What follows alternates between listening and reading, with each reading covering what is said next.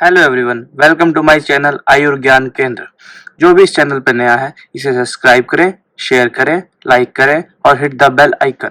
Part 1 last video NSAID के अपन ने डिस्कस किया था कि एनएसएआईडी का क्लासिफिकेशन कैसे कैसे किया गया है, किसके अंदर कौन सी ड्रग्स का क्लासिफिकेशन है। अब अपन सब क्लासिफिकेशन को डिटेल में पढ़ेंगे। 4 क्लासिफिकेशन पढ़े थे अपने, non selective COX inhibitor, preferential COX 2 inhibitor, selective COX 2 inhibitor and fourth one था analgesic, antipyretic and weak anti inflammatory. ठीक है, अब अपन नॉन सेलेक्टिव के अंदर 6 पार्ट पढ़े थे, salicylates, propionic acid, salicylates, propionic acid, ऐसे करके 6 पार्ट अपन ने पढ़े थे, जो कि लास्ट वीडियो में अपन ने डिस्कस किए थे। उनके अंदर कौन कौन सी ड्रग थी वो सब भी डिस्कस किया था। अब सबसे पहले सैलिसिलेट्स आता है। सैलिसिलेट्स के अंदर अपन एस्पिरिन ड्रग आती है। सैलिसिलेट्स के अंदर ड्रग आती है एस्पिरिन, अब उसको डिस्कस कर रहे हैं। एस्पिरिन जो होती है 600 mg एस्पिरिन कोडिन के 60 mg के लगभग बराबर होती है, मतलब दोनों ऑलमोस्ट सेम वर्क करती है, एस्पिरिन और कोडिन। मतलब इतनी इफेक्टिव होती है एस्पिरिन 600 mg, कोडिन के 60 mg के लगभग वर्क करती है। ठीक है, उसके बाद ये क्या क्या काम करती है, एनाल्जेसिक होती है, ये एंटीपायरेटिक होती है और एंटी इन्फ्लामेटरी होती है एस्पिरिन। ठीक है, उसके बाद इसकी फार्माकोकाइनेटिक्स, ये एब्जॉर्ब होती है स्टमक के अंदर और स्मॉल इंटेस्टाइन के अंदर, ये एब्जॉर्ब होती है। पुअर वाटर सोल्यूबल होती है, वाटर के अंदर पुअर सोल्यूबल होती है। और टी हाफ लाइफ होती है इसकी 15 से 20 मिनट, टी हाफ लाइफ होती है 15 से 20 मिनट। अब इसका प्रिकॉशंस एंड कॉन्ट्राइंडिकेशन, किसके अंदर अपन को ड्रग्स देनी नहीं चाहिए, प्रिकॉशंस है किन किन व्यक्तियों को अपन को ये ड्रग्स नहीं देनी चाहिए। कॉन्ट्राइंडिकेशन सबसे पहले कि जो इस ड्रग्स के सेंसिटिव हो, मतलब कि किसी ने पहले अपनी लाइफ में ये ड्रग ली हो, उसको कोई ऐसी एलर्जी, कोई ईचिंग, कुछ एनाफाइलैक्सिस टाइप कुछ भी हुआ हो, ऐसी जो लाइफ थ्रेटनिंग कंडीशन है, उस व्यक्ति को ये ड्रग नहीं देनी चाहिए। Contraindicated in patient who are sensitive to it, जो इसके सेंसिटिव है। पेप्टिक अल्सर और ब्लीडिंग टेंडेंसी, जहाँ ब्लीडिंग होती है वहाँ पे, और पेप्टिक अल्सर के अंदर नहीं देनी चाहिए। In chronic liver disease it causes hepatic necrosis, chronic liver disease जो होती है उसके अंदर इसको नहीं देना चाहिए, क्योंकि हिपैटिक नेक्रोसिस मतलब लीवर के अंदर नेक्रोस, लीवर को नेक्रोस करना शुरू कर देती है, नेक्रोस करती है, मतलब कोज है एक ये। क्रोनिक लीवर डिजीज के अंदर इसको नहीं देना चाहिए। डायबिटिक के अंदर इसको अवॉइड करना चाहिए।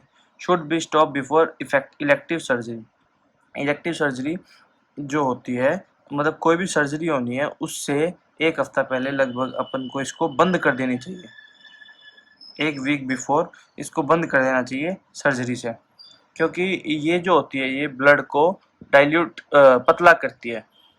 ठीक है, इन द सेंस कि ये ब्लड के अंदर जाके ब्लड को थिन करती है। थिन करने के कारण सर्जरी के टाइम पे अगर अपन इसको रेगुलर लेते रहे, अपन इसको अपन ने छोड़ा नहीं, तो ये थिन रखेगी ब्लड को, तो ब्लड लॉस बढ़ जाता है। इसलिए अपन सर्जरी से पहले इसको बंद कर देते हैं, स्टॉप कर देते हैं। ठीक है, ब्रेस्ट फीडिंग जो मदर होती है, जो माँ बच्चे को दूध पिलाती है, उसके अंदर नहीं देनी चाहिए ये। और G6PD डेफिशिएंट अवॉइड करनी चाहिए। ग्लूकोज 6 PD डेफिशिएंसी के अंदर, डिहाइड्रोमिनेज डेफिशिएंसी के अंदर इसको नहीं देनी चाहिए, G6PD डेफिशिएंसी के अंदर, क्योंकि इसके अंदर आरबीसी जो सेल्स होती हैं वो रप्चर होने लग जाती है। G6PD के अंदर आप पढ़ोगे किसी भी कारण से, किसी भी मेडिकेशन के कारण वो आरबीसी रेड ब्लड सेल्स होती है वो रप्चर होने लग जाती है, टूटने लग जाती है। ठीक है, G6PD के अंदर। अब इसके यूजेस क्या है। यूजेस के अंदर आएगा एज एनाल्जेसिक। एनाल्जेसिक क्या क्या काम करती है, मतलब कि पेन के अंदर काम का कैसे कैसे काम करते हैं, किस किस पेन के अंदर काम करती है। हेडेक के अंदर, जैसे कि माइल्ड माइग्रेन है, हल्का माइग्रेन का जो दर्द होता है, ठीक है, उसके अंदर काम करेगी। बैक एकी के अंदर, मतलब कि कमर दर्द के अंदर काम करेगी। माइल्जिया, मसल्स पेन जो होते हैं उसके अंदर काम करेगी। जॉइंट पेन के अंदर काम करेगी। पुल्ड मसल, जब किसी कारण से कि आप वेट ज़्यादा बियर कर लेते हैं, कि उठा लेते हैं, तो उसके कारण की मसल जो होती है वो पुल हो जाती है, उसके अंदर काम करेगी। टूथ एक है कि कई बार दांत के अंदर जो कीड़ा वीड़ा लग जाता है उसके कारण जो दर्द होता है, या फिर किसी और रीजन के कारण जो पेन होता है टीथ के अंदर, उसके अंदर काम करेगी। न्यूरल्जिया एंड डिसमेनोरिया, इन दोनों के अंदर भी काम करेगी। इसकी डोज क्या देगी, 0.3 to 0.6 ग्राम, मतलब कि 300 से 600 mg डोज रहती है इसकी। 6 to 8 आवर्ली, मतलब TDS डोज तक दे सकते हैं। ठीक है, मैक्सिमम डोज इसकी दी जाती है 1000 mg single dose, maximum single dose है इसकी 1000 mg।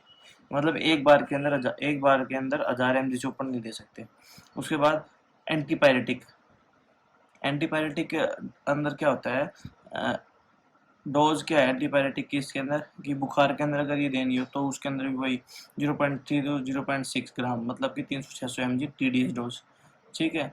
और बुखार के अंदर जो होता है, मतलब फीवर जो होता है, पायरेक्सिया, हाइपर पायरेक्सिया की कंडीशन, उसके अंदर पीसीएम को मच सेफर माना गया है एज ए एस्प्रिन, ठीक है। उसके बाद acute rheumatic fever, rheumatic fever के अंदर first drug to be use in all cases, कि पहली जो ड्रग है जो यूज़ की जाती है रूमेटिक फीवर के अंदर 4 से 5 ग्राम डोज है इसकी, और 75 से 100 mg पर केजी पर डे, ये इसकी डोज है, 75 से 100 mg पर केजी पर डे, ठीक है। मतलब कि 50 किलो का आदमी है तो 100 mg पर केजी है, तो 50 किलो का 5 ग्राम तक अपन दे सकते हैं, 4 से 5 ग्राम पर डे के अंदर, मतलब 5 ग्राम को 3 भागों में डिस्ट्रीब्यूट कर सकते हैं, ठीक है। उसके बाद डोज रिडक्शन में भी स्टार्टेड आफ्टर 4 to 7 डेज, 4 से 7 दिन तक देते हैं, उसके बाद अपन डोज को कम करना शुरू कर देते हैं, ठीक है, सेम डोज नहीं रखते हैं। उसके बाद post MI, myocardial infection and post stroke patient, जो स्ट्रोक के पेशेंट होते हैं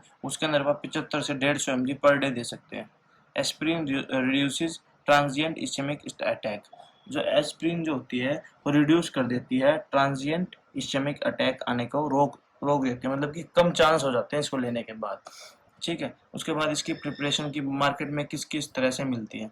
सबसे पहले एस्प्रिन 350 mg के अंदर मिलती है टैबलेट फॉर्म में, कोलेस्प्रिन 100 mg और 325 mg के फॉर्म में मिलती है, इकोस्प्रिन 75 mg, 150 mg और 325 mg टैबलेट फॉर्म के अंदर मिलती है, ठीक है। अब एस्प्रिन और इकोस्प्रिन के अंदर फर्क क्या होता है। एस्प्रिन क्या होती है कि स्टमक से ये डिजोल्व होना शुरू हो, माउथ से डिजोल्व होना शुरू हो जाती है, और इकोस्प्रिन का मतलब होता है एंटेरिक कोटेड, एंटेरिक कोटेड का मतलब होता है वो इंटेस्टाइन के अंदर जाके ही एब्जॉर्ब होगी, ठीक है। एसिडिक मीडियम के अंदर वो एब्जॉर्ब नहीं होती है, कोट हो जाती है इसके ऊपर, टैबलेट के ऊपर, तो ये फर्क है एस्प्रिन और इकोस्प्रिन के अंदर। और फिर आती है डिस्प्रिन, डिस्प्रिन के अंदर आता है 350 mg टैबलेट आती है डिस्प्रिन की भी। अब डिस्प्रिन और एस्प्रिन के अंदर क्या फर्क होता है कि डिस्प्रिन के अंदर कैल्शियम कार्बोनेट 105 mg और सिट्रिक एसिड 35 mg भी मौजूद होता है, और एस्प्रिन के अंदर सिर्फ 350 mg एस्प्रिन ही होता है, ठीक है। ये फर्क है डिस्प्रिन के अंदर और एस्प्रिन के अंदर। आप बहुत बार डिस्प्रिन लेते हैं सिर दर्द के अंदर, हेडेक के अंदर, तो ये है इसका कारण, क्या क्या है इसके अंदर साल्ट के अंदर क्या क्या चेंजेस है, कि कैल्शियम कार्बोनेट 105 mg और सिट्रिक एसिड 35 mg इसके अंदर मौजूद होता है। फिर ये एक और फॉर्म में मिलती है लोप्रिन, लोप्रिन 75 mg 162 mg टैबलेट फॉर्म में आती है, ये इसकी प्रिपरेशन मार्केट में किस किस नाम से अवेलेबल। उसके बाद इंजेक्टेबल्स फॉर्म में अभी आता है, पर बहुत बहुत कम यूज होता है इंजेक्टेबल रेगुलर के अंदर, कि बायोस्प्रिन करके आता है इंजेक्शन, उसके अंदर क्या क्या आता है, lysine acetyl salicylate 900 mg, glycine 100 mg पर vial for dissolving in 5 ml water and IV injection की फॉर्म में ये आता है, ठीक है। अब अपन डिस्कस करेंगे कि बी पार्ट जो है second classification non selective COX inhibitor का, second classification propionic acid derivative. Salicylates के अंदर सिर्फ एक ही एग्जांपल था, मतलब एक ही ड्रग आती है जो आती है एस्प्रिन, जिसके अपन ने डोज, यूजेज, उसके किसको कॉन्ट्राइंडिकेशन किसको नहीं देना है और कैसे उसकी फार्माकोकाइनेटिक्स है वो सब डिस्कस किया। अब अपन डिस्कस करेंगे प्रोपियोनिक एसिड डेरिवेटिव का अंदर इंट्रोडक्शन। प्रोपियोनिक एसिड डेरिवेटिव के अंदर 4 ड्रग्स आती है, आइबुप्रोफेन, नेप्रोक्सेन, कीटोप्रोफेन, फ्लर्बिप्रोफेन, ठीक है। अब नॉन सेलेक्टिव कोक्स इनहिबिटर के अंदर सबसे पहले इसका इंट्रोडक्शन पढ़ते हैं प्रोपियोनिक एसिड डेरिवेटिव्स का। इंट्रोडक्शन के अंदर आता है ibuprofen was the first member of this group. Ibuprofen जो होता है वो पहला मेंबर है इसका ग्रुप का, मतलब कि सबसे पहले आइबुप्रोफेन को इसके अंदर मेंशन किया गया drug, propionic acid derivative. All this drug inhibit PG synthesis, prostaglandin synthesis को इनहिबिट करते हैं ये, ठीक है। उसके बाद इसके साइड इफेक्ट पड़ते हैं। साइड इफेक्ट के अंदर क्या होता है, गैस्ट्रिक डिस्कम्फर्ट, ठीक, गैस्ट्रिक जो होता है एपिगैस्ट्रिक रीजन होता है गैस्ट्रिक, उसके अंदर डिस्कम्फर्ट करता है, साइड इफेक्ट नोजिया करता है और वॉमिटिंग करता है, ठीक है। बेटर देन एस्प्रिन, ठीक है। प्रोपियोनिक एसिड डेरिवेटिव जो होते हैं वो बेटर होते हैं एस्प्रिन से, ठीक है। CNS side effect include headache होता है, डिजीनेस, थोड़ी ब्लरिंग ऑफ विजन, टिनाइटस, ठीक है, थोड़े रैशेज और रीचिंग होती है हल्की सी। उसके बाद ये साइड इफेक्ट हो सकते हैं, ऐसा नहीं कि होते ही हैं, ठीक है, वो पर्सन टू पर्सन, प्रकृति टू प्रकृति वेरी करते हैं कि किस पेशेंट का कैसे वो उसको हैंडल कर रहा है, ड्रग को कैसे उसकी बॉडी उसको रिएक्ट कर रही है उसके साथ, तो उस पे ऊपर डिपेंड करते हैं, पर ये साइड इफेक्ट हो सकते हैं।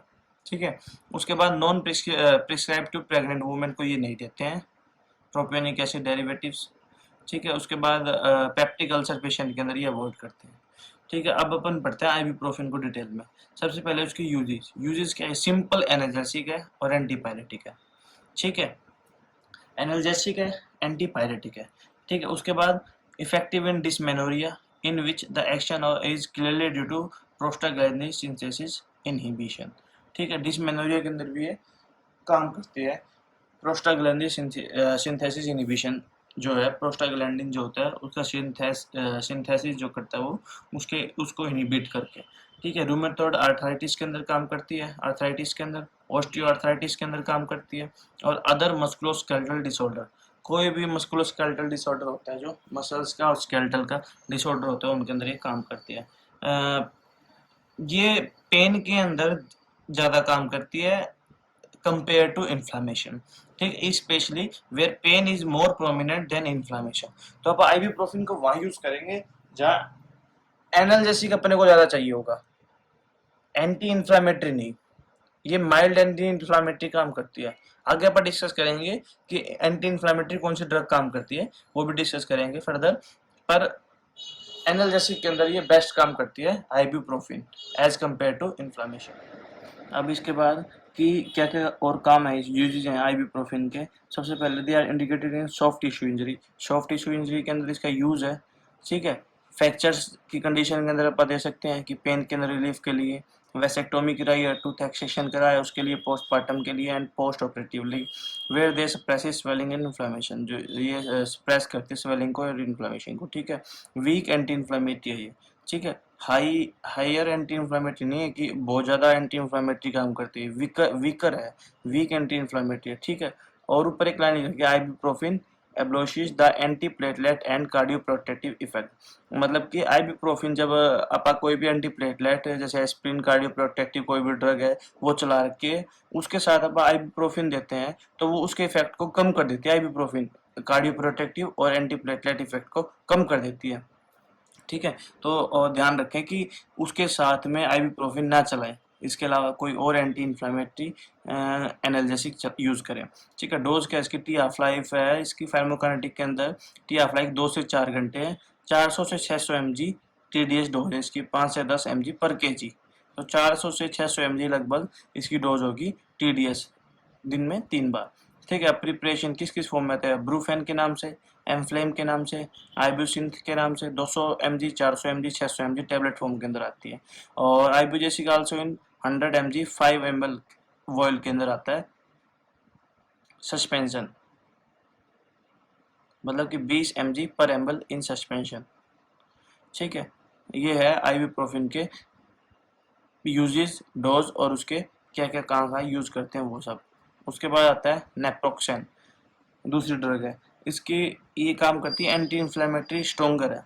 जैसे आइबुप्रोफेन क्या थी, एनाल्जेसिक स्ट्रोंगर थी, और नेप्रोक्सेन क्या है, एंटी इन्फ्लेमेटरी स्ट्रोंगर है। तो ठीक है, तो याद रखें कि आइबुप्रोफेन कहाँ देनी है, नेप्रोक्सेन कहाँ यूज करनी है। ठीक है, आइबुप्रोफेन कहाँ यूज करनी है, जहाँ पेन ज़्यादा हो एनाल्जेसिक में। नेप्रोक्सेन कहाँ यूज करनी है, जहाँ एंटी इन्फ्लेमेटरी, स्वेलिंग, इन्फ्लेमेशन ज़्यादा हो। ठीक है, जहाँ इन्फ्लेमेशन ज़्यादा हो, एंटी इन्फ्लामेटरी। ठीक है, नेप्रोक्सेन को। ठीक है, एंटी इन्फ्लामेटरी जो है इसकी स्ट्रॉन्गर एक्टिविटी है। ठीक है, रूमेटोइड आर्थराइटिस के अंदर, एंक्लाइसिंग स्पॉन्डिलाइटिस के अंदर यूज करते हैं अपन नेप्रोक्सेन को। Gastric bleeding is more common than with ibuprofen. Ibuprofen के साथ इसकी गैस्ट्रिक ब्लीडिंग ज़्यादा कॉमन हो जाती है, मोर कॉमन है ये इसके वो है एक साइड इफ़ेक्ट्स। ठीक है, उसके बाद डोज होती है, टी हाफ लाइफ है इसकी 12 से 16 घंटे, 250 mg BD और TDS। BD डोज में भी दिन में 2 बार भी, और TDS डोज के अंदर भी दे सकते हैं अपन इसको। प्रिपरेशन आती है वही इसकी, नेप्रोसिन, नेक्सिड, आर्टाजेन, जीनोबिट 250 mg टैबलेट, और नेप्रोसिन 500 mg टैबलेट। ठीक है, ये ऊपर वाली सारी आती है 250 mg टैबलेट के अंदर, और नेप्रोसिन आती है 500 mg। तो इसके अंदर इसकी डोज है 250 mg BD और TDS, दिन में 2 बार और 3 बार। ठीक है, टी हाफ लाइफ है इसकी 12 से 16 घंटे। तो ये अच्छी ड्रग है, बेनिफिशियल ड्रग है, जिसकी टी हाफ लाइफ ज़्यादा है। ठीक है, बेस्ट ड्रग है ये। अब इसके अंदर एक नोट्स आता है कि इसके अंदर लिखा है choice among different propionic acids derivative जो इज डिफिकल्ट, कि 4 ड्रग्स हो गए अपने पास, आइबुप्रोफेन, नेप्रोक्सेन, कीटोप्रोफेन और फ्लर्बिप्रोफेन। ठीक है, तो अपन को किस किस बिहाव पे अपन चॉइस करेंगे ड्रग की, कि कौन सी ड्रग अपन को देनी है। ठीक है, नेप्रोक्सेन इज प्रोबेबली मोर एफिशियस। ठीक है, एफिकेशियस, क्योंकि नेप्रोक्सेन जो ड्रग है वो मोर एफिकेशियस है and better tolerated in anti inflammatory doses. ठीक है, लॉन्ग लास्टिंग है और ट्वाइस डेली डोजिंग एडवांटेज है, कि पेशेंट को 2 ही बार तो दवाई लेनी है। ठीक है, और एंटी इन्फ्लामेटरी बेस्ट है ये। तो नेप्रोक्सेन है चॉइस ऑफ ड्रग आती है इन चारों के अंदर, प्रोपियोनिक एसिड डेरिवेटिव्स के अंदर नेप्रोक्सेन जो है चॉइस ऑफ ड्रग, जिसकी मात्रा थी, डोज थी 250 mg BD और TDS। ठीक है, अब उसके बाद आती है कीटोप्रोफेन। कीटोप्रोफेन जो आती है एंटी इन्फ्लामेटरी होती है, एफिकेसी सिमिलर टू आइबुप्रोफेन, मतलब कि कम इफेक्टिव होती है, कि एंटी इन्फ्लामेटरी आइबुप्रोफेन भी कम था और ये भी, मतलब कि वीकर एंटी इन्फ्लामेटरी है कीटोप्रोफेन भी। ठीक है, साइड इफेक्ट इसके थोड़े ज़्यादा है तो इसलिए कम यूज़ करते हैं। इट इनिबिट कॉक्स वही साइक्लोऑक्सीजनेस। ठीक है, उसी को इनिबिट करते हैं। डोज क्या होती है इसकी, टी हाफ होती है इसकी 2 से 3 घंटे, और डोज है 50 से 100 mg BD और TDS। कीटोप्रोफेन और फ्लविप्रोफेन की डोज सेम है, 50 से 100 mg BD और TDS। और उसके बाद प्रिपरेशन के अंदर आ गया कीटोफेन 50 mg 100 mg टैबलेट फॉर्म के अंदर आती है। ओस्टोफेन नाम से जो आती है 50 mg कैप्सूल फॉर्म के अंदर आती है। रोफेनिड रोफेनिड के नाम से आती है जो 100 mg टैबलेट आती है, 200 mg टैबलेट आती है। उसके बाद इंजेक्शन फॉर्म में आता है 100 mg 2 एम्प्यूल। 2 एम्प्यूल का 1 एम्प्यूल के अंदर 2 ml आता है, 1 एम्प्यूल के अंदर 2 ml आता है, जो कि 100 mg के बराबर होता है, मतलब कि 50 mg पर ml होता है एम्प्यूल के अंदर। तो कीटोप्रोफेन का एम्प्यूल भी आता है। इसके साइड इफ़ेक्ट्स ज़्यादा है तो इसलिए इसको कम ही प्रीफर करते हैं डॉक्टर्स यूज़ करने के लिए। ठीक है, उसके बाद आता है फ्लर्बिप्रोफेन। फ्लर्बिप्रोफेन क्या आता है, it may be have some additional mechanism of anti inflammatory action, कि इसके पास एक एक्स्ट्रा, मतलब कि कहते नहीं कि एक्स्ट्रा पावर है, तो वही एक्स्ट्रा एंटी इन्फ्लामेटरी में एडिशनल इसके पास वह एक्शन है एंटी इन्फ्लामेटरी का। ठीक है, पर but gastric side effects are also more, तो इसके गैस्ट्रिक साइड इफेक्ट भी ज़्यादा है। तो it is use an ocular anti inflammatory as well, मतलब आई के अंदर एंटी इन्फ्लामेटरी के अंदर ये यूज़ की जाती है, बेस्ट जगह फ्लर्बिप्रोफेन। देखोगे कि जो आई के डॉक्टर होते हैं वो यूज़ भी करते हैं इसको इन्फ्लामेशन की कंडीशन के अंदर, आई के अंदर। ठीक है, प्रिपरेशन क्या आती है, ओक्यूफ्लर फ्लर फ्लरबिन 0.03% आई ड्रॉप, 1 ड्रॉप 6 आवरली। ठीक है, 6 आवरली डालनी है, 1 ड्रॉप, मतलब 4 बार दिन में 1 ड्रॉप। ओक्यूफ्लर के नाम से आती है, फ्लर के नाम से आती है, फ्लरबिन के नाम से आती है। ठीक है, ओकू फ्लर। ठीक है, उसके बाद आती है डोज इसकी टैबलेट फॉर्म के अंदर 50 से 100 mg BD और QID, मतलब दिन में 4 बार। ठीक है, आरफ्लूर 50 mg 100 mg टैबलेट फॉर्म में आती है, 200 mg टैबलेट फॉर्म में आती है। फ्लोरोफेन 100 mg टैबलेट फॉर्म के अंदर आती है। ये अपन ने पढ़ी प्रोपियोनिक एसिड डेरिवेटिव्स के बारे में डिटेल के अंदर, कि क्या क्या इसके अंदर है। चॉइस ऑफ ड्रग्स आपने पढ़ा, ये नोट्स याद रखना कि naproxen is the best choice of drug in the propionic acid derivatives. ठीक, remind it, naproxen is the best choice of drug in propionic acid derivatives. ठीक है, आइबुप्रोफेन, नेप्रोक्सेन, कीटोप्रोफेन, फ्लर्बिप्रोफेन, ये चारों पढ़ी। आइबुप्रोफेन की डोज थी 400 से 600 mg TDS। उसके बाद नेप्रोक्सेन की डोज थी 250 mg BD और TDS। उसके बाद आती है कीटोप्रोफेन की डोज है 50 से 100 mg BD और TDS। उसके बाद आती है फ्लर्बिप्रोफेन की डोज है 50 से 100 mg BD और QID, मतलब कि 4 टाइम्स इन अ डे। अब आता है तीसरा फेनामेड ड्रग, अपन ने पढ़ा था तीसरा क्लासिफिकेशन फेनामेड, जिसको एंथ्रेनिलिक एसिड डेरिवेटिव्स भी बोलते हैं। इसके अंदर आता है मेफनेमिक एसिड, इसके अंदर आता है मेफनेमिक एसिड।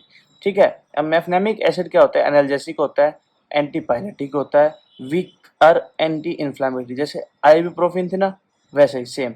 ठीक है, एनाल्जेसिक है, एंटीपायरेटिक है ये, और वीकर एंटी इन्फ्लामेटरी है, ठीक है। ये भी प्रोस्टाग्लैंडिन सिंथेसिस को इनहिबिट करता है अपने एक्शन के द्वारा, ठीक है। एडवर्स इफेक्ट इसके अंदर क्या होते हैं कि diarrhoea is the dose related side effect, कि जब अपन ज़्यादा डोज के अंदर इसको यूज़ करते हैं तो डायरिया की कंडीशन आ जाती है एडवर्स इफेक्ट के अंदर, ठीक है। डोज रिलेटेड साइड इफेक्ट है डायरिया, ठीक है। Epigastric distress complain but gut bleeding is not significant. उसके बाद skin rashes, dizziness and other CNS manifestation, ये इसके साइड इफेक्ट्स हैं, एडवर्स इफेक्ट जो बोलते हैं। ये हो भी सकते हैं, नहीं भी, ये परसेंट टू परसेंट वेरी करते हैं, कि जरूरी नहीं है कि मेफनेमिक एसिड अपने किसी को पेशेंट को दिया तो ये होंगे ही कॉम्प्लिकेशन, पर ये जिसको कॉम्प्लिकेशन है उसके अंदर इसको यूज मत करो, मतलब कि वो और ज़्यादा बढ़ा देगा इन चीज़ों को, ठीक है। उसके बाद haemolytic anaemia is rare but serious complication है इसका।